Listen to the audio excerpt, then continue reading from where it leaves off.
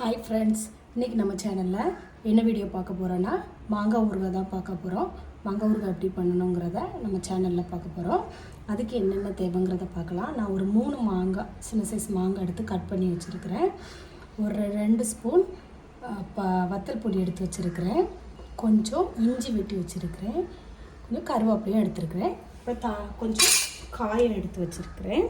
காயப்பொடி போடுறதுக்கு எடுத்து வச்சுருக்கிறேன். அப்புறம் இதுக்கு நல்லெண்ணெய் ஊற்றி இது பண்ண போகிறோம். இது எப்படி பண்ணலாங்கிறத வாங்க நம்ம வீடியோக்குள்ளே போய் பார்க்கலாம். முதல்ல நான் ஒரு இரும்பு சட்டி எடுத்து அடுப்பில் வச்சுருக்கேன் ஃப்ரெண்ட்ஸ்.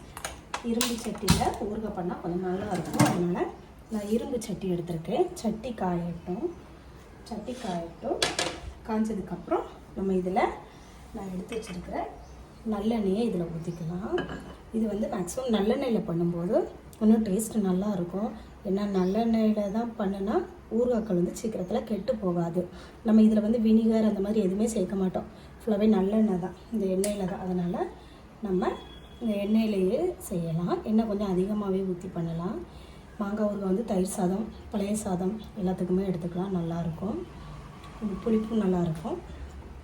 அதனால் நம்ம இப்போ சட்டி நல்லா காஞ்சிருச்சு, அல்லது எண்ணெய்லாம் சரியாயிடுச்சு. இந்த டைமில் நம்ம இதில் நல்லெண்ணெய் ஆட் பண்ணிக்கலாம். நல்லெண்ணெய் கொஞ்சம் அதிகமாகவே எடுத்துருக்கிறேன். அப்போ தான் கொஞ்சம் நல்லாயிருக்கும், டேஸ்ட் நல்லாயிருக்கும். பாருங்கள் ஃப்ரெண்ட்ஸ், நல்லெண்ணெய் எவ்வளோ எடுத்துருக்கேங்க பாருங்கள். ஒரு குழிக்கரண்டி ஊற்றுற மாதிரி ஊற்றிருக்கிறேன். இந்த டைமில் நான் எண்ணெய் காய்ச்சதுக்கப்புறமா நான் இதில் கொஞ்சோல கடுகு ஆட் பண்ணிக்கிறேன் ஃப்ரெண்ட்ஸ். கடுகு ஆட் பண்ணிக்கிறேன். கடுகு நல்லா பொரியட்டும். அந்த கடுகு பொரியிற டைமில் கொஞ்சம் இவ்வளோ போல் நான் ஒரு 1/2 ஸ்பூன் கூட இருக்காது, கொஞ்சம் 1/4 ஸ்பூன் போல் உள்ள வெந்தயமும் இதில் ஆட் பண்ணிக்கிறேன். மாங்காய் ஊறுகாய் பிடிக்காதவங்க யாருமே கிடையாது. மாங்காய்னா அப்படி டெம்ப்டிங்காக இருக்கும். அதனால் மாங்காய்ங்கிறது எல்லாருக்குமே பிடிக்குது. ஆனால் மாங்காய் ஊறுகாய் எல்லாருக்கும் பிடிக்கும். மாங்காய் ஊறுகாய் தயிர் சாதம், பழைய சாதம், எல்லா சாதத்துக்கும், லெமன் ரைஸ், புளியோதரை எல்லாத்துக்குமே எடுத்துக்கலாம். காரக்குழம்பு எல்லாத்துக்குமே எடுத்துக்கலாம். அதனால் நான் வீட்டில் இருந்த காயை வச்சு பண்ணியிருக்கேன். உங்களுக்கு எண்ணெய் நல்லா பொரிஞ்சு கடுகு வெடிக்கிற சத்தம் கேட்குன்னு நினைக்கிறேன். பாருங்கள், நல்லா பொரிஞ்சு வருது. வெந்தயமும் நல்லா ப்ரௌனிஷ் ஆகிட்டு வெந்தயமும் நல்லா கையை பொரிஞ்சு வரட்டும். இந்த டைமில் நான் எடுத்து வச்சுருக்கிறேன் இஞ்சி அதில் ஆட் பண்ணிக்கிறேன். அதுவும் நல்லா பொரிஞ்சு வரட்டும். இஞ்சியும் நல்லா பொரிஞ்சு வரும்போது பாருங்கள் செஞ்சு வருதுன்னு உங்களுக்கு தெரியும். இஞ்சி நல்லா பொரிஞ்சு வரட்டும். இஞ்சி நல்லா பொரிஞ்சு வர்ற டைமில் பாருங்கள் நல்லா மணமாக இருக்குது. இந்த டைமில் நம்ம கருவேப்பிலை ஆட் பண்ணிக்கலாம். கருவேப்பிலை ஆட் பண்ணிக்கிட்டு கருவேப்பிலையும் நல்லா இது வரட்டும், நல்லா பொரிஞ்சு வரட்டும். இந்த டைமில் நம்ம இந்த எண்ணெயிலேயே இந்த வத்தல் பொடியை நம்ம ஆட் பண்ணிக்கலாம். இந்த வத்தல் பொடியை இந்த எண்ணெயிலேயே நம்ம நல்லா பொரிய வைக்கணும். பாருங்கள், உங்களுக்கு தெரியும். நல்லா தீயை குறைச்சி வச்சுக்கோங்க. பாருங்கள் ஃப்ரெண்ட்ஸ், இதில் வர்ற நேரத்தில் நம்ம இந்த மாங்காவை போடணும். ஏன்னா மாங்காய் வந்து நம்ம ரொம்ப அவிய வைக்க மாட்டோம். கொஞ்சம் கருக்குன்னு இருந்தால் தான் சாப்பிட்றதுக்கு நல்லாயிருக்கும். அதனால் இந்த மாங்காவை இதில் ஆட் பண்ணிக்கலாம். நம்ம ஆட் பண்ணி தீயை கொஞ்சம் குறைச்சி வச்சுக்கிட்டே பண்ணுங்கள். எல்லா மசாலாவும் இந்த மாங்காயில் படுற அளவுக்கு நல்லா கிண்டி விடுங்க.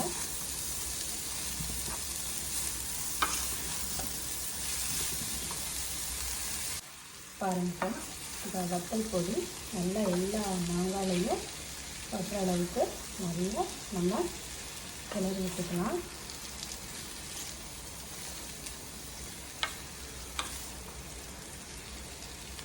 பாருங்கள், எல்லா இதுலேயும் அந்த வத்தல் பொடி பிடிச்சிருச்சு, கலர் பிடிச்சிருச்சு. பாருங்கள்,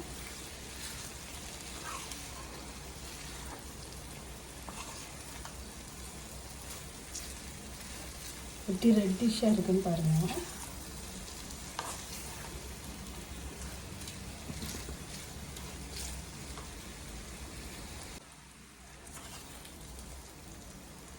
தீயை கொஞ்சம் குறைச்சே வச்சுக்கோங்க.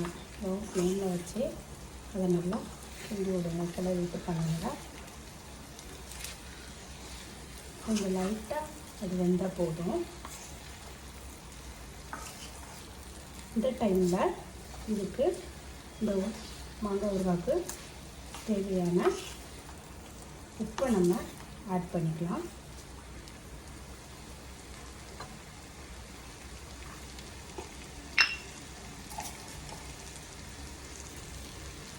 உப்பு கொஞ்சம் சுல்லாவே போடலாம், அப்போ கொஞ்சம் நல்லாயிருக்கும். உப்பு கொஞ்சம் சுல்லாக இருக்கும்போது நல்லாயிருக்கும். அதனால் உப்பு கொஞ்சம் நான் அதிகமாகவே எடுத்துருக்கேன்.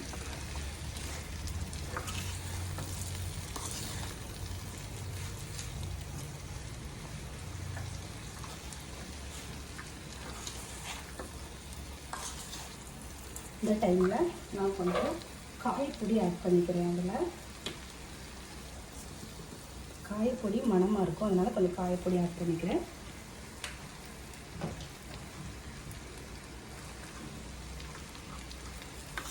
அதையும் போட்டு நல்லா கிளறிக்கலாம்.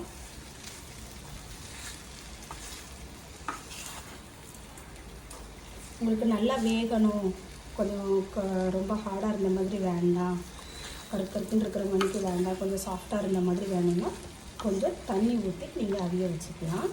நான் இன்றைக்கி தண்ணி ஊற்றி அவிய வைக்கலை, இப்படியே தான் இந்த எண்ணெயிலே தான் வேக விட்டுருக்கேன். அது கொஞ்சம் நல்லா வெந்து வரட்டும்.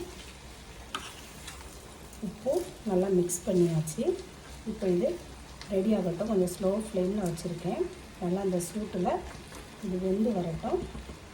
நம்ம கொஞ்சம் வெயிட் பண்ணலாம். அது பாருங்கள் எப்படி இருக்குன்னு.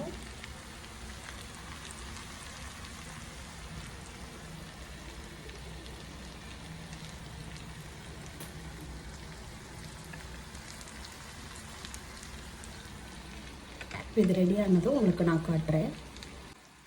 பாருங்கள் ஃப்ரெண்ட்ஸ், எண்ணெயில் நல்லா வெந்துட்டுருக்குதுங்க. பாருங்கள், தண்ணி எதுவுமே நான் ஆட் பண்ணல. தண்ணி எதுவுமே நான் ஆட் பண்ணாமல் இந்த எண்ணெயிலே தான் இந்த மாங்காவை நான் ரொம்ப ஸ்லோ ஃப்ளேமில் வச்சு ஃபுல்லாக சிம்மில் வச்சுட்டேன். அடுப்பை வச்சு தான் நான் இது பண்ணிகிட்ருக்கேன். பாருங்கள் இப்படி காய் வருதுன்னு.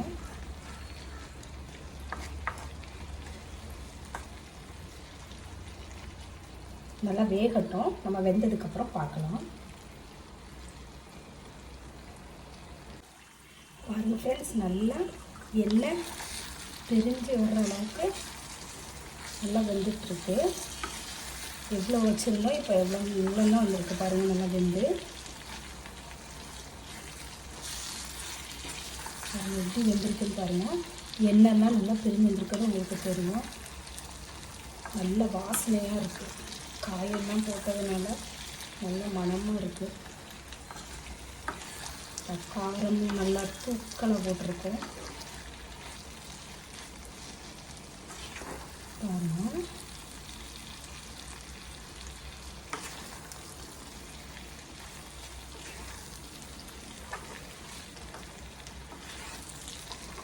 உப்பு கரெக்டாக இருக்கான்னு லாஸ்ட்டு நம்ம செக் பண்ணிக்கலாம்.